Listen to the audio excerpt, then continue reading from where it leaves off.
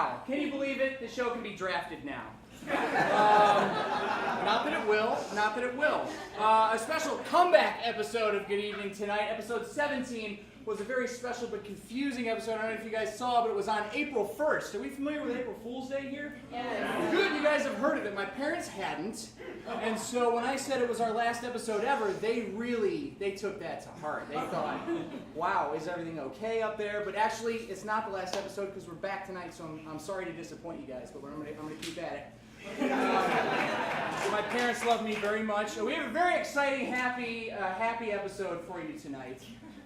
It was a little somber earlier because everyone thought, again, that this wasn't going to happen. But I corralled the troops about a half hour ago. I got everyone together. We came in here and set everything up just as is. This is our set tonight. We're doing it in a tree room, as you know. Everyone has one of those at home. Yeah, I'm very excited for this episode tonight, but I just want to start off and say that Reince Priebus is not a character from Game of Thrones, although his name sounds like he would be Reince Priebus, but he's not. He's actually the chairman of the RNC. RNC is, yes, oh, you've heard of that. Oh, very nice. RNC stands for Republican National Committee. Yeah, that's it. And he made headlines last month when he attempted to dispel the notion that he had the worst job in the world. But in an interview on CNN, he totally convinced everyone by saying he loved working where he worked, by saying, "I'm not pouring Baileys in my cereal." Direct quote from a CNN interview that he did, and so it sounds like he loves working where he is, but I believe him. I do. He doesn't have the worst job ever. He's just pouring it in his coffee like a normal person.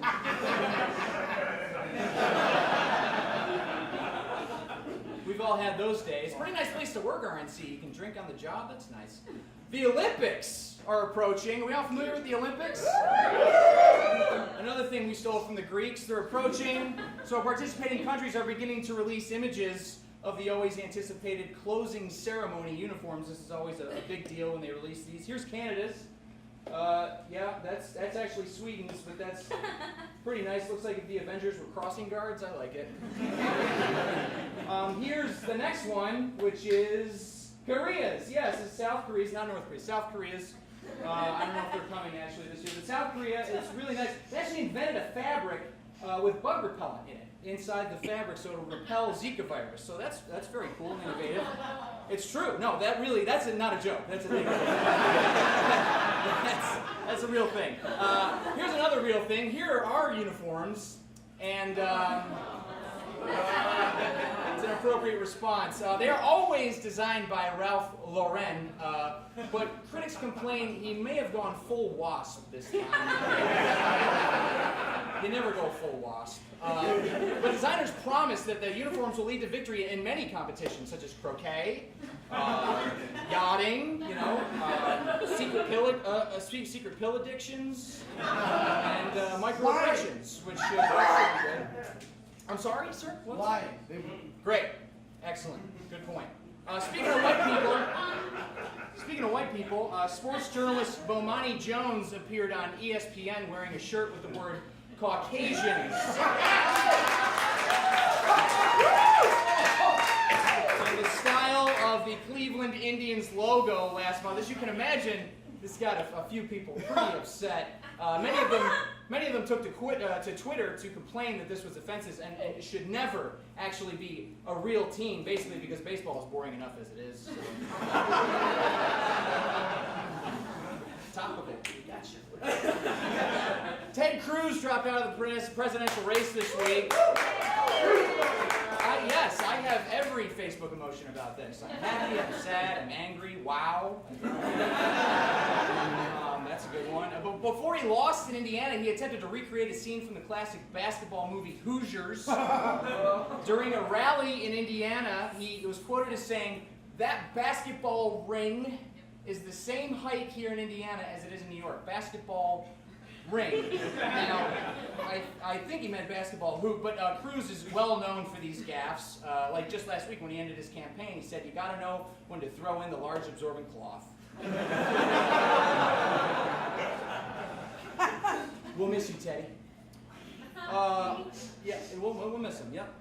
Reporters outside a Colorado fundraiser for Hillary Clinton were unable to listen in on the Democratic presidential candidate's remarks after staffers blasted a white noise machine in their direction. This is a real thing, yeah. The reporters were stationed outside, and they pointed a static machine at her, at the reporters, a white noise machine. This is just a real thing that happened, but there was some confusion in the reporting because the white noise machine is also Clinton's nickname among their staffers. She can handle it. She can handle it. 20 years she's been doing. That's nothing. Hackers, my favorite Keanu movie.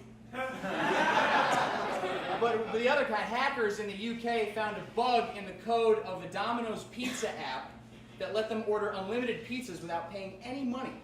You hear about that? Yeah, right? Sounds like the perfect crime until you realize all English pizza is boiled and covered with beans for some reason. It's the law. It's the law. I don't know why. It was reported that the NFL only had to pay $103,000 of the usual $3.2 million needed for the rental of Grant Park. They paid a fraction of the price to rent Grant Park for the draft last week. And man, whoever made that deal ought to have their head examined.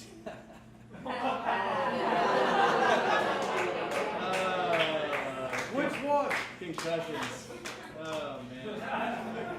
Bernie Sanders supporters. You're going to love this one. Bernie Sanders supporters protested Hillary Clinton this month by throwing actual money at her motorcade on the way to a fundraiser dinner in LA. It's a real thing that happened. You can see here they were throwing cash at Hillary's motorcade because, as everyone knows, nothing shows your support for fiscal responsibility like literally throwing money at your car. We got a great show for you tonight, guys. Great show, I promise. Not just me talking, it's not. We have Amara Enya, public policy consultant on the show tonight.